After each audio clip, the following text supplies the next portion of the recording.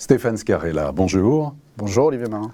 Alors, directeur de Rent, Rent qui est un label mais qui est aussi un salon, c'est le salon dédié à l'immobilier et aux innovations, salon professionnel, qui mêle la transformation digitale de la ville et la PropTech. Ce sera les 8 et 9 novembre prochains à Paris Expo Porte de Versailles, pavillon 6. Toute la chaîne du logement est concernée pour acheter, pour louer, pour investir, pour faire construire, proposer des solutions, des bases de données. Quelles sont, peut-être pour démarrer, les grandes mutations, les défis dans l'immobilier, justement? Alors les défis qu'on peut relever à l'échelle et de ce que nous on représente, en tout cas la PropTech, et de ce qu'on peut identifier, il y a selon moi 3 défis majeurs. Le premier défi, c'est un défi technologique, qui finalement est un défi d'usage. C'est la digitalisation, bien sûr, de tous les métiers de l'immobilier, de la chaîne de valeur de l'immobilier. C'est la data, l'intelligence artificielle. Finalement, c'est collé à l'usage que font les Français de l'immobilier, la manière de consommer l'immobilier. Second défi, selon moi, il y a un défi sociologique. Accessibilité au logement, finalement qu'on peut résumer à travers les différentes politiques du logement. Évidemment, comment acquérir son logement, les primo-accédants, le financement, tous ces sujets-là. Et le troisième défi, on est en plein dedans, c'est le défi environnemental. Construire mieux, consommer moins, le vivre ensemble, tous ces grands sujets qui finalement dictent le logement aujourd'hui. Et tout ce qui est lié aussi à la sobriété énergétique. Évidemment. Voilà. Quel est le poids, alors Stéphane Scarella, vous qui êtes un spécialiste, qui êtes au cœur du réacteur, justement, quel est le poids de la PropTech déjà en France? On va voir un tableau, justement, que vous allez pouvoir nous commenter. Alors, on recense aujourd'hui environ 1000 sociétés, 1000 startups dans la PropTech Contech. Alors effectivement, cet index PropTech Contech que Rent réalise avec Axéléo Capital chaque trimestre illustre quelles sont les principales levées de fonds, les principaux KPI, indicateurs que l'on peut relever sur la PropTech. Il y a sur le second trimestre 2022, 720 millions d'euros qui ont été levés par la PropTech.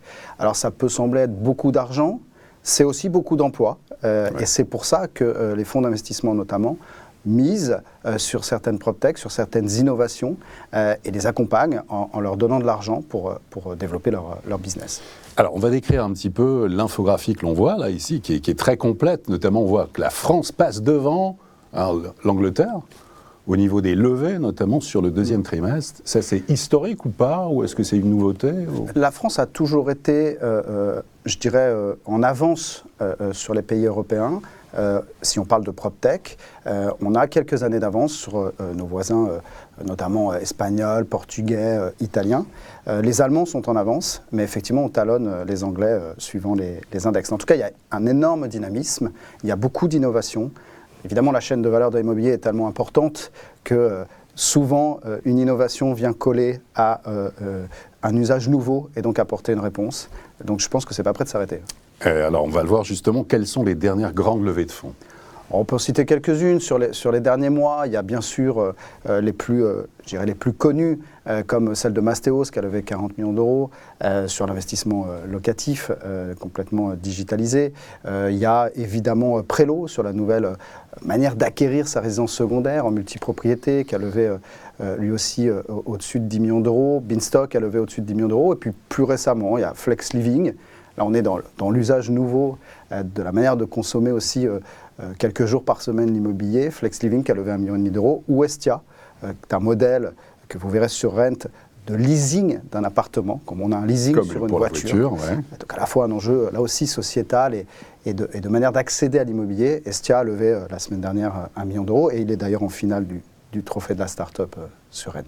À propos de start-up, justement, en dehors de ces levées de fonds, y en a-t-il des particulières selon vous, à suivre? Alors, je sais que c'est difficile en tant que directeur de Rent, mais bon, non, quand même, ouais. C'est compliqué parce qu'il y a beaucoup de startups qui répondent à des usages différents. Alors, si on est consommateur, on va avoir beaucoup de choses sur la gestion locative, sur les syndics aujourd'hui travaille beaucoup sur la digitalisation de la relation entre le locataire, le bailleur, etc. On voit beaucoup de choses. Si on est professionnel, évidemment, il y a aussi beaucoup d'outils qui apparaissent pour fluidifier, digitaliser le métier de l'agent immobilier, lui donner plus de temps, plus de sécurité dans son métier. Donc voilà, en fonction de qui vous êtes et encore une fois, votre manière d'utiliser et de consommer l'immobilier, il y a beaucoup d'innovations. Alors, l'immobilier, on se projette avec les nouvelles technologies, on se projette très très loin, on parle de plus en plus d'NFT, de métaverse. Comment vous percevez tout ça, alors? On apprend, on regarde. Le métaverse, beaucoup de gens en parlent. Finalement, peu de gens savent vraiment de quoi ils parlent. Donc, ce qui est certain, c'est qu'il faut regarder ça de très très près. Il y a des choses, il y a des initiatives, il y a des vraies réalisations. On va beaucoup en parler sur Rent, sur les différents métiers, dans l'ancien, dans le neuf. Le métaverse, c'est quand même assez large. Ce n'est pas juste un avatar dans un environnement de gaming. C'est évidemment la crypto-monnaie, c'est la blockchain. Tout ça est lié. C'est d'ailleurs pour ça que le législateur, le gouvernement, regarde, travaille pour sécuriser notamment le paiement, identifier la traçabilité de l'argent qui est utilisé sur ces sujets-là.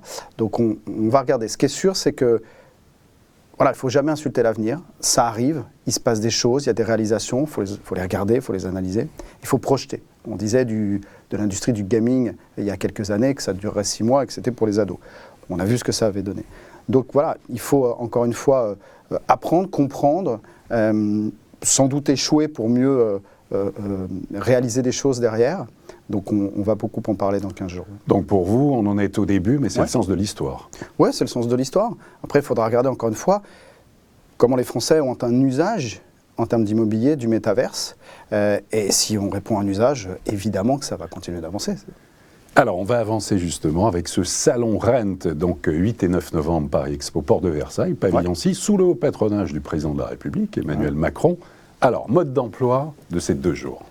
Alors, ces 2 jours qui sont très intenses, évidemment, toute la journée, il y a une quarantaine de conférences, 35 ateliers, une chaîne de télévision avec une programmation dédiée à l'innovation, là aussi du soir au matin, ou du matin au soir, pardon. Il y aura 2 grands fils rouges qui vont être évidemment l'international, le grand retour des internationaux, Covid oblige. Nous n'avions pas la chance de les avoir depuis 2 ans. C'est très important pour Rennes qui, lui aussi, se développe comme label à l'international.